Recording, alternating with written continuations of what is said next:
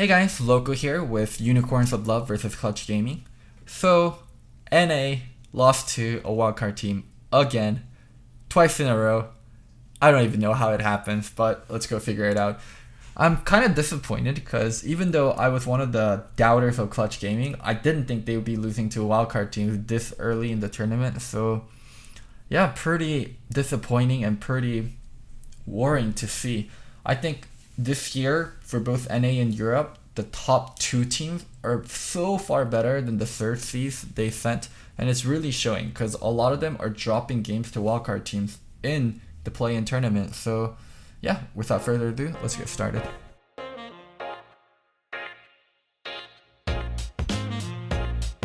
Rumble ban. I mean, very typical versus Clutch. Pantheon ban, also very typical from Purple side. Gangplank ban, looks like they did their research on Huni. Syndra ban. Actually, I have no idea if Syndra ban is like really good here because I don't know Unicorns of Love's champion pool that well. But I think the bans that they did versus Clutch Gaming like hits them right in the it hits them where it hurts. Rumble, Gangplank, Skyner really makes them uncomfortable. See what they last ban. Morgana. Okay, I can actually explain the Morgana ban a bit since this is something common that Clutch does. Zaya Rakan.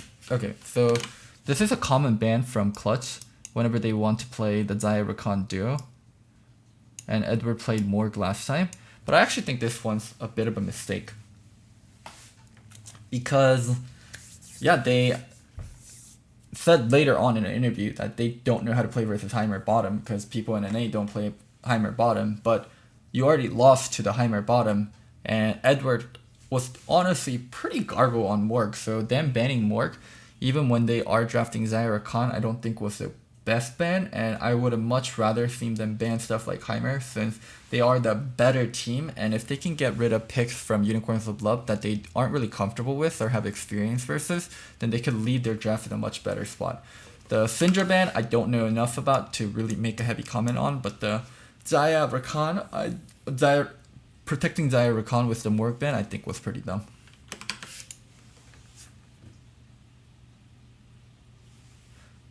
Syndra is a hard counter versus Heimer, so banning Syndra enables Heimer super hard. It's not like they were gonna play Syndra bot lane, so I don't think banning Heimer or banning Syndra mattered that much in terms of like enabling Heimer. That Heimer fiddle. Fiddle's actually really nice versus Rakan because Rakan, you aren't very tanky, and how you function in team fights is you're very mobile with your E, with your W, with your R, but the Fiddle silence bounces and the targeted fear really fucks Rakan in a team fight.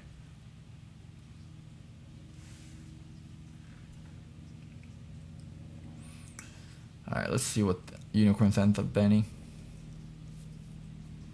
It's so interesting that people have been first picking Qiyana and like really highly prioritizing Qiyana because that was a champion that didn't really see a lot of play from every single team. Some teams prioritized her really highly and some teams didn't even touch her at all, and it seems like a lot of teams are picking up on Qiyana, and she was OP before and teams just didn't really realize it or fully grasp it. Irelia Renekton ban. It looks like they're getting rid of good blind picks for top lane, and they want to give Huni the best counter possible. Ori Narban, also getting rid of good blind picks. Blinding Triss for either solo lane instead. Aatrox Kale. Holy.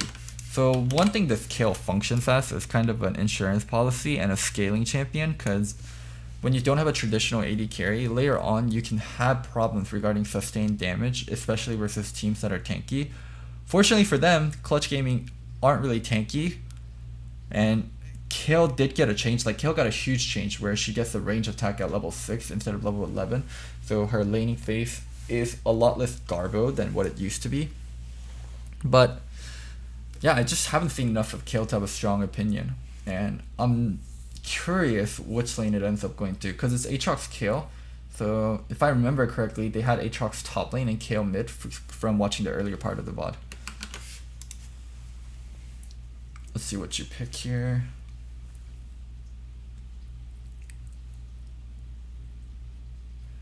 TF. Oh, this was an 80 TF also. So it is okay to be all AD or all AP. It is not the end of the world, especially now that people aren't playing tanks. Like, it used to be really bad when people used to play double tanks and for you to be all AD or all AP. But the problem is Ninja Tabi. Ninja Tabi is an extremely cheap buy that screws over pretty much every single AD user. And yeah, like, I think all AP comps in general are easier to run than all AD comps. Just Ninja Tabi as an item is so efficient and so strong versus AD champions. And having 5 AD champions and allowing your opponents to just opt into multiple Ninja Tabis makes it really difficult.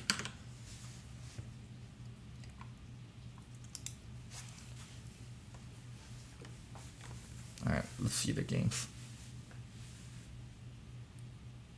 So is all AP better than all AD? I mean, it depends on the comp, but in general, all AP is much harder to itemize for than all AD is. Like, the best MR items are stuff like, I would say, Hex Drinker and Banshee Veil, and those are incredibly hard items to build on, like, non-carry champions. But Ninja Tabi is something that everyone can buy. That's extremely easy.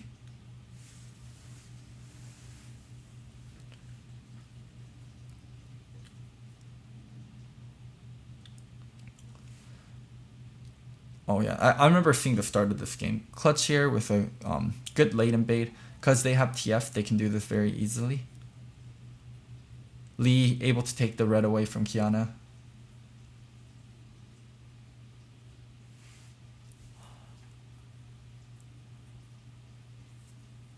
Going for the blue steal also. Oh, able to push Kiana off the blue. Damn, this is so brutal. Oh, Kiana forced to burn flash level 1. He can just go back on the blue now. Doesn't have a single camp 3 minutes into the game. Oh my god, this was so bad. So Edward ends up taking the double golems away from the Kiana. So Kiana's not even going to be able to hit level 2.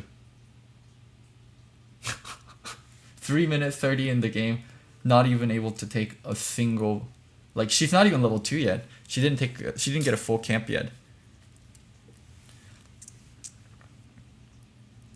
Oh man, he's gonna get quad buff.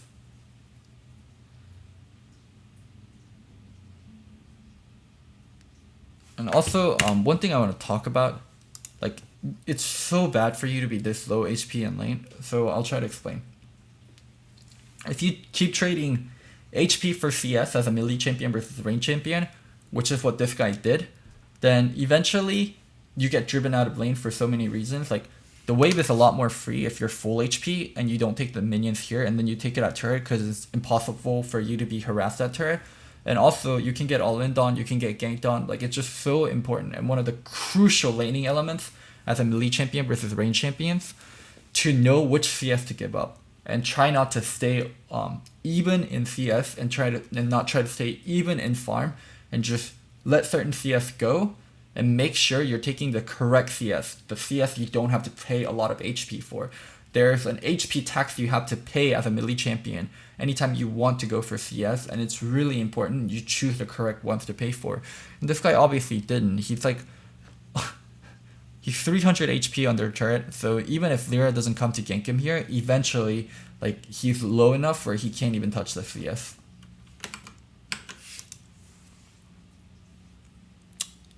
First blooded, gonna miss quite a bit of the wave, and the wave is gonna push back towards Demonte also.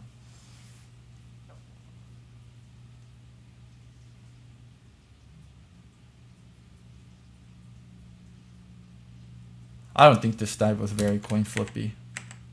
I think this dive is near guaranteed.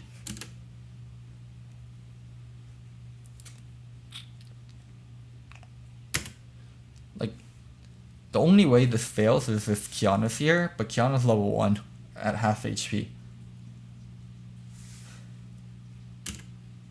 I don't think Kiana... I think it's extremely hard for Kiana to clean up. They know they set Kiana back so far, and even if Kiana's here, they trade 1 for 1, they get first blood, and they shove the wave in all the way into turret. I don't think this is coin flippy die battle. I mean, inherently, coin flippy means 50-50. The risk that's being taken here is way better in terms of percentage for clutch.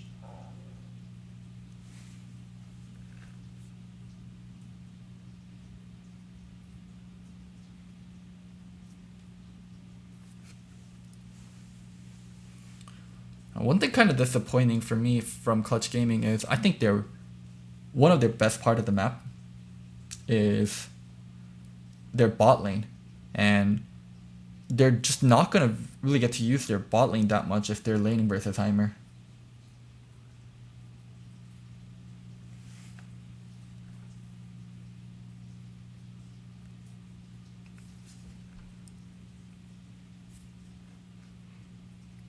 It's just, I think they kind of invested into the. I mean, they banned. I wouldn't say they invested wrongly because they did ban Morg, like.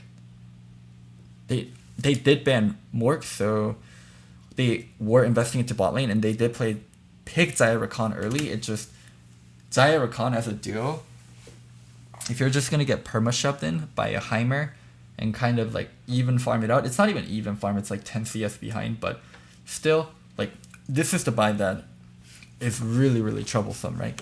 When the Heimer gets lost chapter, when basically any AP champion gets lost chapter and you get BS sword and you return to lane, like there just isn't much interaction, and the AP champion can trade on you from a longer range, trade on you with better burst potential, and especially a champion like Heimer can shove you in 24/7.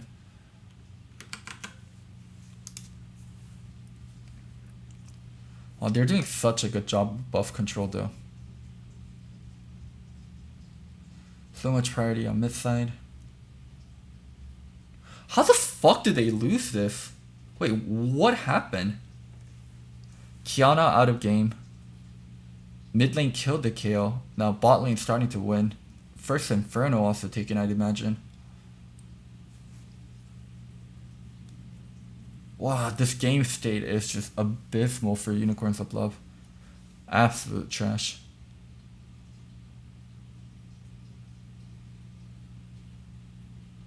Oh wait, the Monte. Oh, tell me no.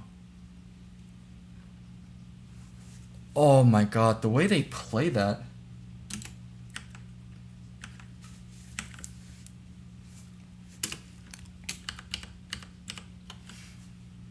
Like, they're actually super split as a team in terms of how they're playing. So here, DeMonte, like, going back and hitting minions. Like, DeMonte is not interested in going further on this. And he knows he can just, what is it? Push up mid lane, deny entrance here, fourth kill to walk all the way around, then keep controlling mid, start using his ult actively, maybe gank bot side, maybe gank top side. Like, there's so many things open to them, and DeMonte knows that too. So Lyra going in while DeMonte is backing out. Kayle still has ult. Like, this fight is being done where Kayle still has ult and she still hasn't used ult. Now Lyra has to back out, DeMonte coming in with ult. The Kiana flashed to try to kill Lyra. If she flashed in a different direction, she actually could have killed Lyra too. And DeMonte ulting was bad, but also Lyra forcing that situation by going in was really bad. There just was so much opportunities that were available that would have gave them something better. Like roaming with TF once you have mid control.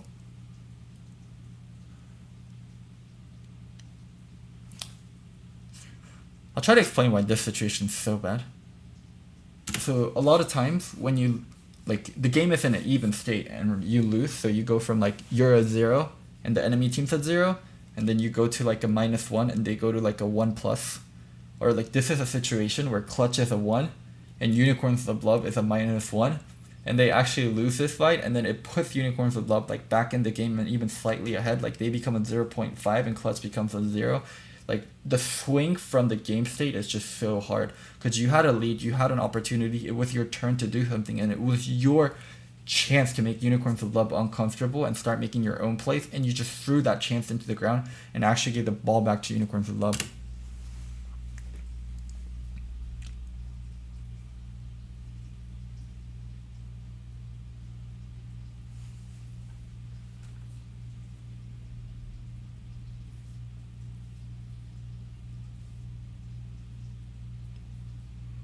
I'm still doing great with the buff and base though.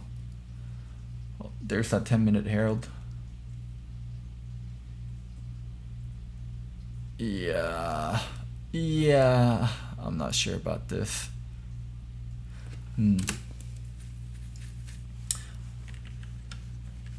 I think it's good for teams to play for Herald early. Do not get me wrong. I completely think teams should play for Herald early. But here's my thing. You have a TF with his ult down. And you also have a Rakan that's not level 6 yet. So the Rakan has no ult. And you're fighting versus Fiddle. And you're fighting versus Kiana. These champions excel so much in like these kind of team fights and these kind of skirmishes. I think how Clutch should have done it was find the lead with TF first, like with TF and Lee that are ahead. Like Lee already has his jungle item complete. TF had a good laning phase on the KO. Like TF ult's gonna come up. Find the lead first and then get the Herald. But they just skipped all the steps in terms of, hey, this is the comp we have and this is the tools we have and this is what we can do with it. And just opting out of that and going for 10-minute Herald. Like, if Clutch is running their normal comp, right? They're running like Rumble top lane, Kiana mid with Skarner and a level 6 support, then yes, you can go for 10-minute Herald every single time and that's the correct play. But this is showing that no, like they're just opting into Herald without really thinking about things. Your Rakan isn't level 6. Your TF doesn't have ult up yet. Like you have an opportunity to build the lead with the TF ult first. Let the Rakan get level 6 before opting into this fight. This is just being like robotic and being like, hey, we're gonna go for 10-minute Herald.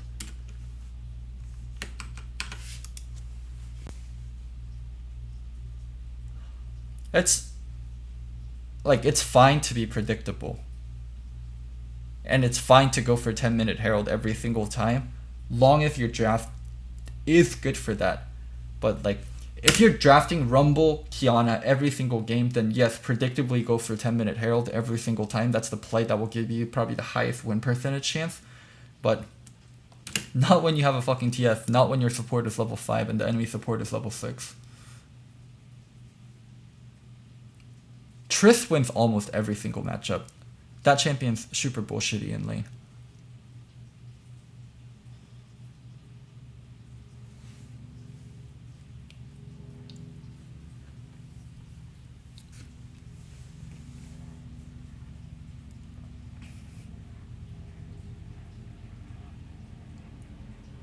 Oof.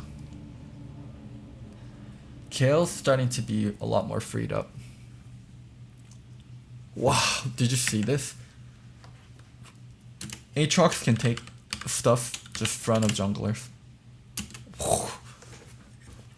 515 with his... So Smite is 540.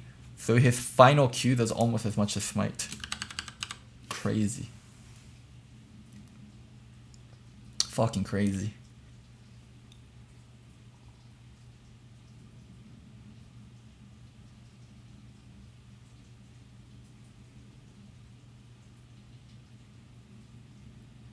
Oh my god. Who said Aatrox is a bad champion? But it looked like they were just sitting there taking the Aatrox damage.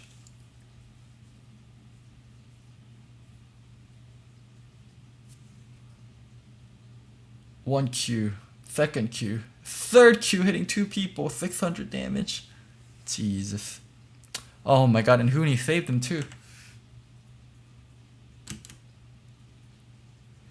I don't think he would have died there. I think Huni could have taken 1 or 2 more autos.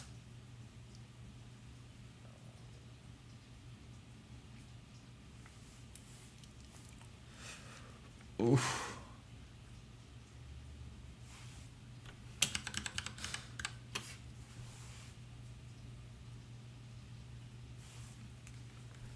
Oh, they're actually getting... They're just making so much mistakes off the lead they have.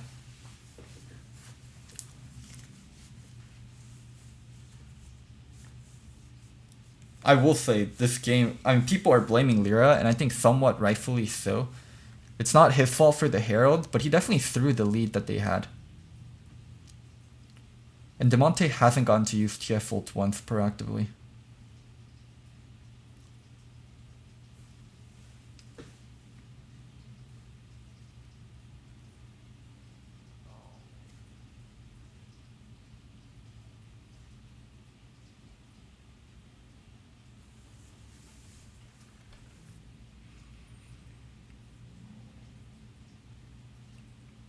For Clutch to win, they have to start making plays with TF Flea. They have to either get a topside pick with TF Flea Sin, build up a wave with Tristana and dive the Aatrox. Because if the game keeps going, like, yeah, if the game keeps going, Kiana, Fiddle gonna look for picks. Games are gonna start with Kiana, Fiddle getting picks. The less things Clutch does, the more and more vision they're gonna give up, and the more and more chances they're just giving Fiddle and Kiana to do things they want. Oh my god, this pause timing cannot be real. That cannot be a real pause timing. That cannot be a real fucking pause timing. Are you serious, ref? Holy fucking shit, I cannot believe they're gonna allow this. The Fiddle ult crashed Edward's game. Holy shit. Oh. Jesus fucking Christ. That's a kill there. Fiddle ult flash fear.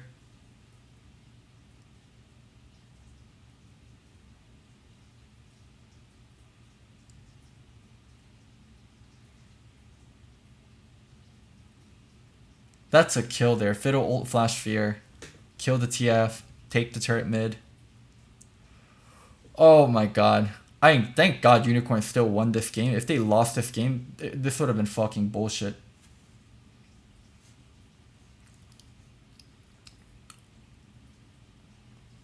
Wow, that pause timing is insane though.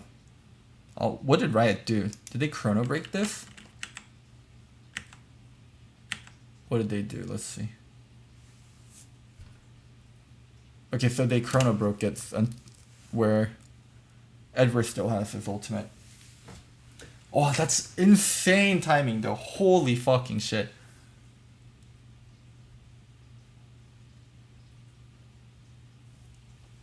Oh, he would have ult flash feared the TF.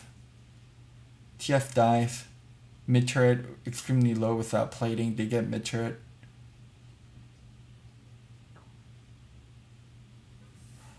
Oh.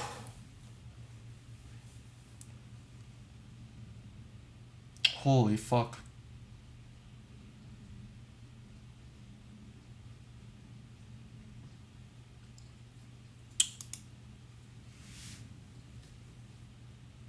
Well, I don't know what I would say as a caster there. Because I can't shit on like the technicalities of the game. I mean, I guess I would say it's like an unfortunate situation. Oh, this was the dog shit from Lyra. Going back in here. Well, I guess let me talk about like the caster thing. Like, from a caster perspective, every caster knows like that's bullshit. Because he would have ult flash feared and killed TF there. And that's going to mean a kill, that's going to mean a turret. Like, that is a huge swing in the game. First turret and another kill on the mid laner. And like for that to get taken away, like it changes the swing of the game so much. Casters, probably the extent they can say is like, oh, what an unfortunate circumstance, but like you have to play on. Like that is like the reality of the situation. It's an unfortunate circumstance that you have to play on, but realistically, that's just like absolute garbage bullshit. Like 1 in 1,000 kind of like that is like 1 in 1,000 kind of situation. Here, Lyra's out. Lyra's out. Like, this happens so much where the one person wants to go out and Lyra wants to go in. Like, it happened in mid lane also. God damn. Just get out.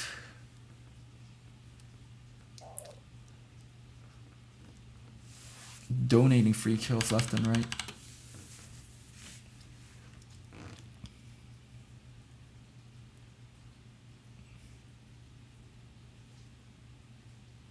And DeMonte could have called to go in further, but that you just not a good play for a team to fight there. You get goat on. This Kian is kind of garbo with ult.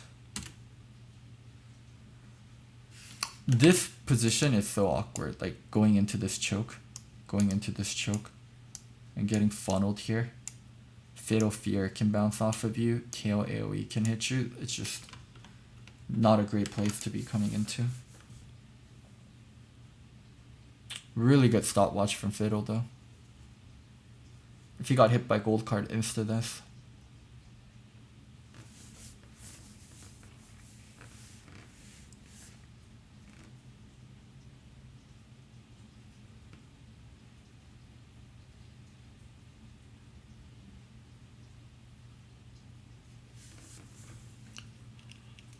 Damn. The Kiana actually, like, the flower of the Kiana's kid is her ult. Like, the QWQ is cool too, but it's the ult that really defines her as a champion.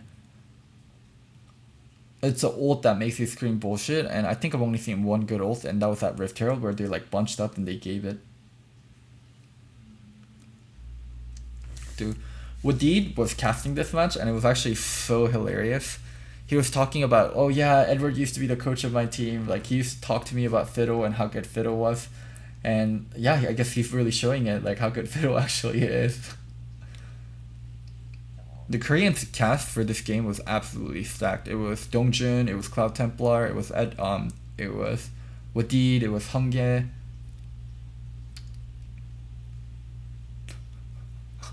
So the next dragon that's coming up is Water Dragon or Ocean Dragon, and then they were making jokes about, oh, the next dragon that's coming up is Ocean Drake, but you don't see it on the identification, or you don't see it on the dragon, what is it, identifier, because water is clear, so that's why it's transparent, because transparent is the color of the water.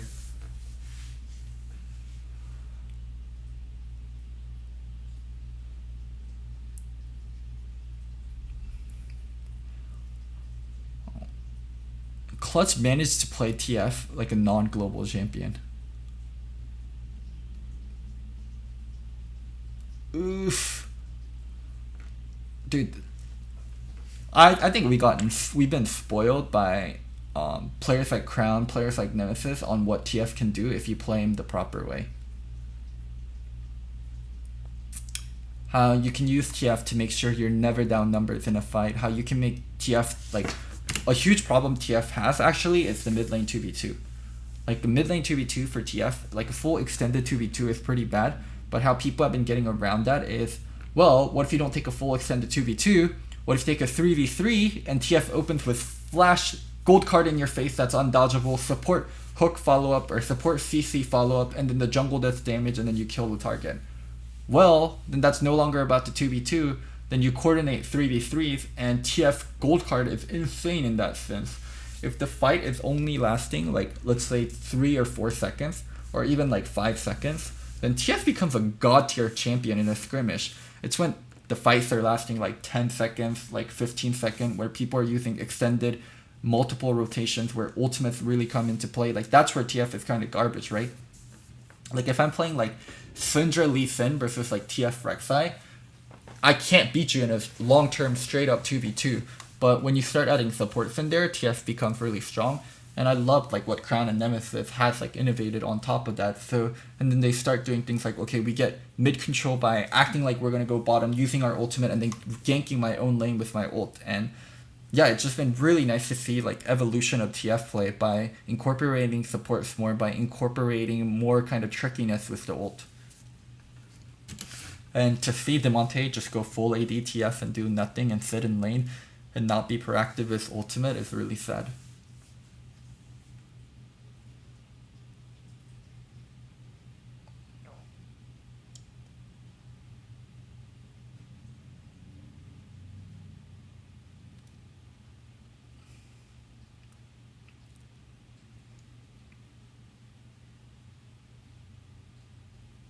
Oof. This trade, regardless, is still so bad. Also, Vulcan played this really well here. Watch Vulcan. Able to catch them, going in, fearing the Zaya. Vulcan here charms the Fiddle, and then charms the Kale, and then the Fiddle dies before Kale got a chance to ult. If Kale ulted the Fiddle there, and they still kill the Zaya. Holy shit.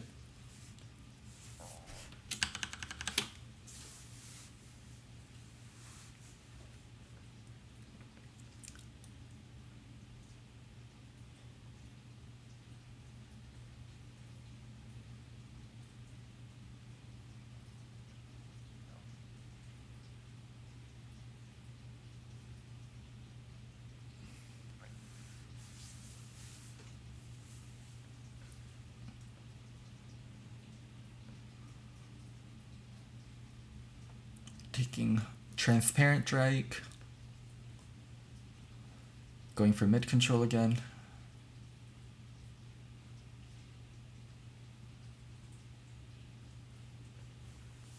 This is where Kiana's also really bullshit. When you're next to a wall, the self-peelness of Kiana ult is also crazy. Like, she can run this way, or even if she's here, like, just self-ulting someone into the wall and then it giving you this AoE. Oh my god. Self-peel during knockup, actually able to damage people and actually able to put yourself in a good spot.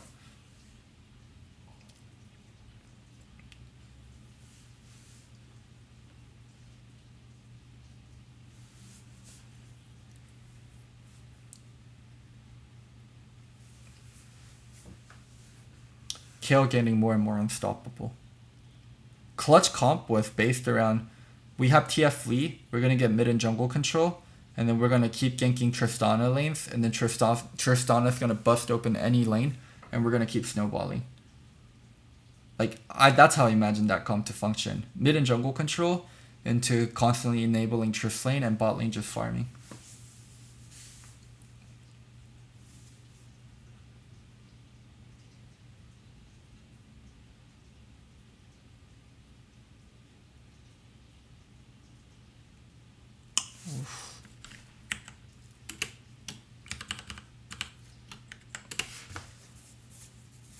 Oh my god, this 5-man siege. Oh, Aatrox's location was really good too. Doing... Oh my... What the fuck did Huni do there? Huni jumped on top of the Aatrox. Kiana starting with flash ult. Hit 1, 2, 3 people. Following up on Vulcan after. Aatrox middle of everyone. Kiana also killed the Trist. Followed up, killed the TF. Chasing down for the Lee. Oh, Iku. Damn, that was just god tier positioning from Aatrox and Kiana.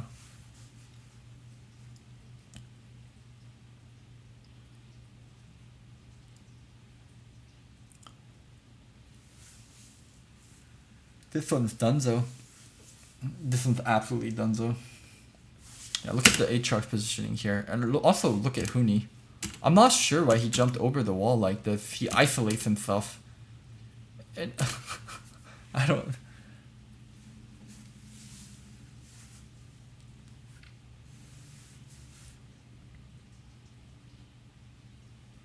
Demonte actually used to play a ton of TF a couple of seasons ago, but not really at all recently, so he probably overestimated how good he is on the champion.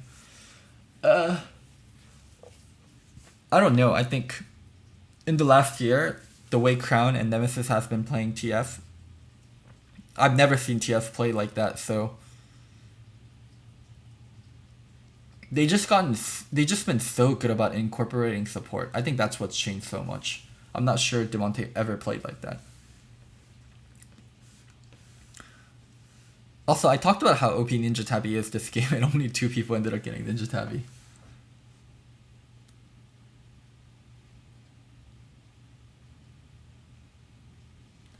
Dopa TF is very different from Nemesis or Crown TF. Dopa TF is god tier wave control and punishing idiots. Nemesis and Crown TF is god tier coordination and being creative with souls. Dopa and the professional players do very different things on TF.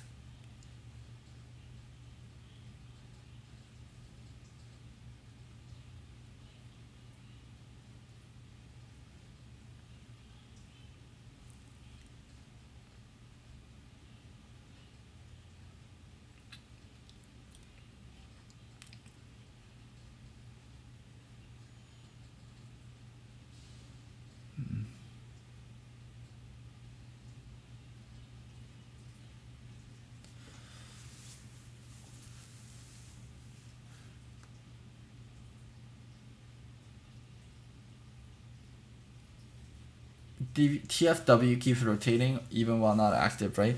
So I'm not sure if they changed it, but how that used to work is, yeah, TF always has like a card going through his head, like blue, yellow, red, blue, yellow, red, blue, yellow, red, blue, yellow, red. And if you have an insane internal clock and you can always keep track of what's going on in your head, blue, yellow, red, blue, yellow, red, and then what is it? You can just go double click W when it's yellow and you pull it out and then you fucking stun someone.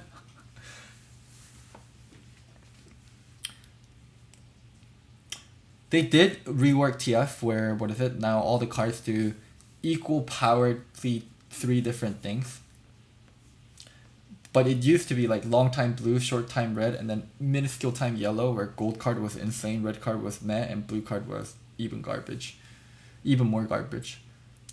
But yes, that's how TF used to operate. There used to be like an internal clock, and it would always go off even when you're not doing it.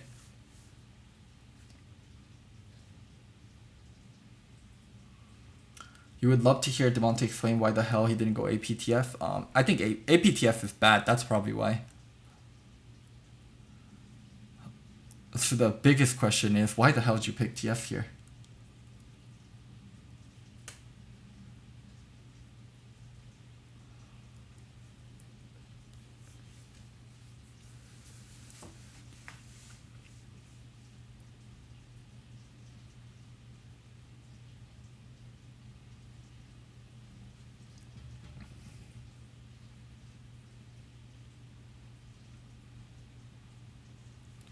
This game's coming to an end.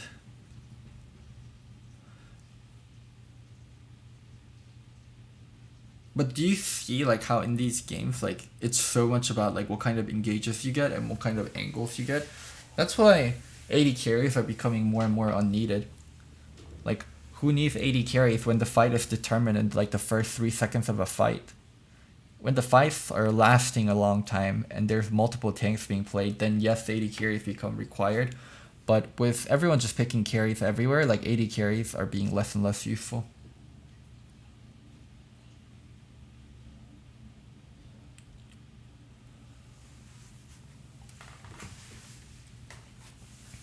As bad as like even the TF isn't like an ideal pick in this game, I think TF was definitely a pick that could have functioned. TF Lee plus Rakan fighting for mid lane 3v3, getting the control, playing for Tristana lane. There's definitely a way to make that draft work.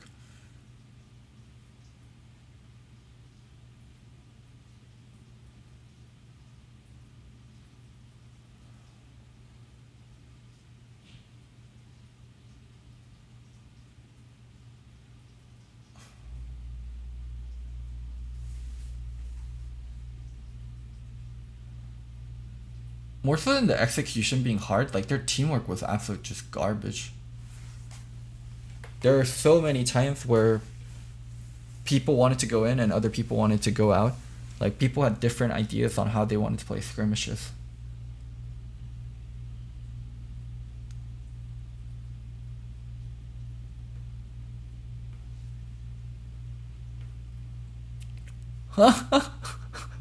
Yeah, it's better than NA. Wow, well played from Unicorns of Love. But also, there are some games where you win, and there are some games where the enemy team won and they just fucking throw it, like, they just throw it down the, like, I cannot believe the amount of lead Clutch had and how little they did with it. Congrats on Unicorns of Love in terms of, like, picking up this victory, but Clutch, you had this game. You put the Kiana out of the game, and that mid jungle 2v2, which is so incredibly garbage.